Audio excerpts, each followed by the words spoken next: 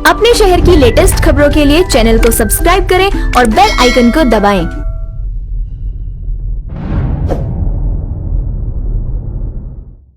नमस्कार, आप देख रहे हैं ओंकार 24/7 और मैं हूं आपके साथ कहकशा परवीन। आज हम मौजूद हैं मीठापुर गांव में और हमारे साथ आज मौजूद हैं आम आदमी पार्टी के युवा नेता आकाश शर्मा जी। तो आपका सबसे पहले स्वागत है ओंकार 24/7। बहुत बहुत धन्यवाद। जैसा कि कोरोना वायरस को लेकर कई इंतज़ाम किए गए हैं, लेकिन उसमें विपक्ष जो पार्टी है बीजेपी पार्टी, वो सवाल उठा रही है आम आदमी पर कि उन्होंने कोरोना मरीज़ों के जो आंकड़े वो छुपाए हैं, अस्पतालों में बेडों को लेकर जो आंकड़े हैं वो छुपाए हैं। तो उस पर आप क्या कहेंगे? देखिए, बीजेपी पार्टी हमेशा केजरीवाल जी की अच्छाइयों को तो दिखाती नहीं, मीडिया को खरीद लिया, परंतु हमेशा जो केजरीवाल जी ने काम किए हैं उन आंकड़ों की बात आप कर रहे हैं। तो एक ऐप बनाई गई है केजरीवाल जी द्वारा, दिल्ली सरकार द्वारा जो ऐप बनाई गई है, उस ऐप के अंदर अगर कोई प्राइवेट हॉस्पिटल अपने बेडों को छुपाने की कोशिश करता है कि हमारे पास बेड खाली नहीं है, उसके लिए दिल्ली सरकार ने सख्त कदम उठाए हैं और कई अस्पतालों में कार्रवाई भी की गई है कि आप इस तरीके की अगर बातें करेंगे, आप अपने बेडों को छुपाएंगे या कोरोना बीमारी की ऐसी बीमारी, भयंकर बीमारी जिसमें लोगों को अस्पतालों की ज़रूरत है, अगर ऐसी बीमारी के बीच में अगर आपने ये धांधलेबाजी करी तो आपका लाइसेंस रद्द कर दिया जाएगा, ऐसा दिल्ली सरकार का कहना है और वो दिल्ली सरकार उस पर कायम भी उतरी। साथ ही बीजेपी पार्टी का ये भी आरोप है कि केंद्र सरकार ने जो राशन दिया है आम आदमी पार्टी को राज्यों को, तो उसका 1% भी आम आदमी पार्टी ने नहीं वितरण किया है। देखिए, आपने कहा 1% भी वितरण नहीं किया है, मैं तो कह रहा हूँ 101%, 100% से भी जितना राशन आता था उससे भी ज़्यादा जो केजरीवाल सरकार जी ने कूपन के द्वारा दिया है, वो चाहे टेम्परेरी राशन कार्ड के द्वारा दिया है, वो केजरीवाल सरकार देने में सक्षम हुई है, सफल हुई है। आप इस चीज़ को अगर जनता से पूछेंगे तो आपको जनता बताएगी कि केजरीवाल जी द्वारा जो भी राशन दिया जा रहा है उसमें अब किट भी सम्मिलित की गई है।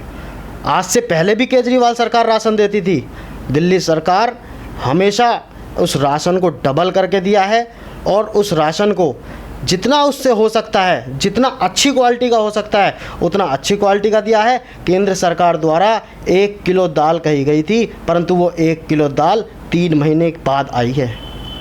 क्या आप इस बात को सोच सकते हैं?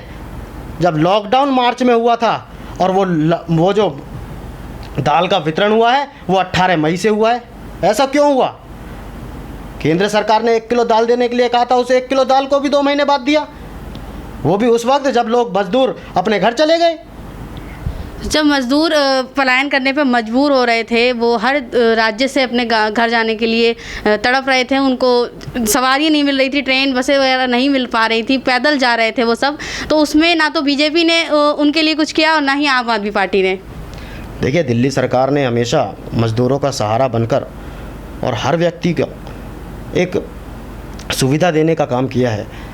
जैसा कि आप कह रहे हैं कि दिल्ली सरकार ने नहीं किया, दिल्ली सरकार ने मज़दूरों के लिए पर डे 70 लाख लोगों को खाना खिलाना, राशन बांटने की बात हुई, पर डे इतना व्यवस्थित रूप से इस दिल्ली को चलाना। क्या आप मुझे बता सकते हैं हरियाणा सरकार में या यूपी सरकार में जहाँ केंद्र बैठी है, क्या उस जगह किसी को खाना मिला है? सरकारी स्कूलों में इस तरीके से वितरित किया गया है? क्या इस तरीके से वितरित राशन किया गया है सरकारी स्कूलों में? क्या जिस तरीके से क्वारंटाइन स्कूल बनाए गए हैं उस तरीके से हरियाणा सरकार की कोई अच्छी सुविधा दिखी है आपको? क्या उस तरीके की यूपी सरकार में कोई सुविधा दिखी है? इस तरीके से बात बनाने से कुछ नहीं होता, करके दिखाने से बात होता है। कोरोना से लड़ना पड़ेगा, ठीक है, राजनीति करने से ये कोरोना ख़त्म नहीं हो जाएगा जब तक व्यक्ति हर व्यक्ति की सेवा नहीं करेगा। दिल्ली सरकार ने हमेशा कहा है कि हर व्यक्ति जो मेरा वर्कर भी है वह एक दूसरे की सेवा करे। दिल्ली सरकार तो सेवा कर ही रही है, उसके साथ साथ हमारे वर्कर भी, हमारे आम आदमी पार्टी के कर्मठ, चाहे नेता हो चाहे वो पार्टी का कोई भी कार्यकर्ता हो, छोटे से छोटा आदमी भी, हर व्यक्ति उसकी सेवा करने में हर व्यक्ति की लगा हुआ है। तो इस टाइम आर्थिक स्थिति से भी लोग काफ़ी जूझ रहे हैं, हर किसी के घर में जो है आर्थिक स्थिति बहुत ख़राब हो गई है। तो उसमें लेकर आपने आर्थिक स्थिति को लेकर आपने किस तरीके से लोगों की मदद की है इस वक्त? देखिए, हमने चौधरी राम सिंह नेताजी के मार्गदर्शन से ओम विहार वार्ड के अंदर और पूरी विधानसभा के अंदर राशन भी वितरित, सूखा राशन भी वितरित किया है। जो लोग पलायन कर रहे थे, जो लोगों को जाना था कि उन्होंने कहा कि हम यूपी से आए हैं, हमें दिल्ली से अब हमें सिर्फ अपने घर पे मिलने के लिए जाना है, हमें खाने की कोई कमी नहीं है, दिल्ली सरकार हमें भरपूर खाना दे रही है, परंतु हमें इस वक्त अपने घर वालों की याद आ रही है, क्योंकि जिस वक्त ये वो वाला टाइम है जिस वक्त लोग सभी गर्मियों की छुट्टी में अपने घर चले जाते थे। इस वजह से लोग अपने गाँव में गए हैं, ये कोई उन्होंने मजबूर होकर नहीं गए। दूसरी चीज़, हमने जो सेवा करी, हमने चौधरी राम सिंह नेताजी के मार्गदर्शन से करी। चौधरी राम सिंह नेताजी एक ऐसा नाम है जिन्होंने अपने पद पे रहे या ना रहे, परंतु लोगों की सेवा करने के लिए हमेशा तत्पर रहे हैं। वो सेवा चाहे पानी की सेवा से हो, चाहे कंबल बांट कर हो, या कोई भंडारे से, या किसी भी धार्मिक स्थल पर जाकर पूजा अर्पण करने से हो। हर चीज़ को व्यवस्थित रूप से, हर चीज़ को सुचारू रूप से चौधरी राम सिंह नेताजी के मार्गदर्शन में, चाहे वो खाना बांट कर हो, चाहे वह सूखा राशन बांट कर हो, या लोगों की सेवा किसी भी प्रकार से हो, उस प्रकार से चौधरी राम सिंह नेताजी की टीम ने पूरे बदरपुर विधानसभा के अंदर बहुत ही अच्छा कार्य किया है।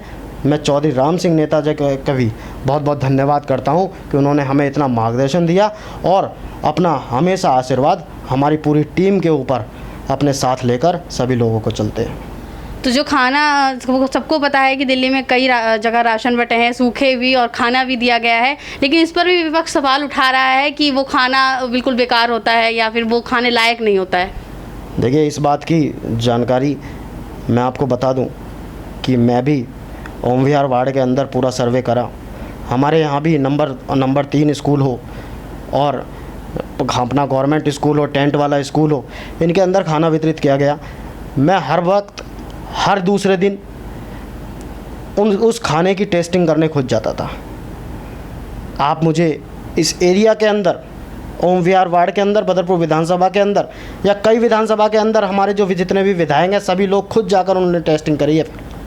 ये विपक्ष जब एक इतना अंदाज़ा लगा लीजिए कि एक पंजाब के हॉस्पिटल का खाने को दिल्ली सरकार के साथ जोड़ सकता है, तो वह कितना नीचे गिर सकता है, इस बात का आप सभी अंदाज़ा लगा सकते हैं। जी, तो इस कोरोना संकट के समय में लॉकडाउन तो खुल गया है दिल्ली में, तो आप लोगों को क्या, जनता को क्या मैसेज देंगे कि वो अपनी सुरक्षा किस तरीके से करें अब? देखिए, सबसे बड़ी बात तो लॉकडाउन तो खुल गया है, परंतु बीमारी ख़त्म नहीं हुई है।